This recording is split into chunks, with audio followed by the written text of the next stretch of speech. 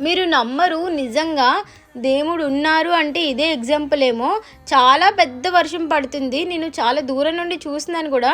నేను కొండ మీదకి వెళ్ళినప్పటి నుండి కూడా ఇదే చూస్తున్నాను. అంత పెద్ద వర్షంలో కూడా కంటిన్యూస్గా హారతి అయితే వెలుగుతూనే ఉంది ఫ్రెండ్స్. నేనైతే ఒక ముందు రోజు నైట్ వెళ్ళాను. అప్పటి నుండి ఒకసారి లగేజ్ కోసం అని చెప్పాము, మొబైల్ కోసం అని చెప్పి వచ్చాము.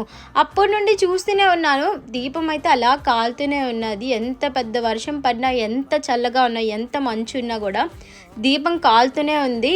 కొన్నిసార్లు మనకి ఇలాంటివి చూసినప్పుడే నిజంగా అనిపిస్తుంది కదా, నిజంగా దేవుడు ఉన్నారు అని చెప్పేసి.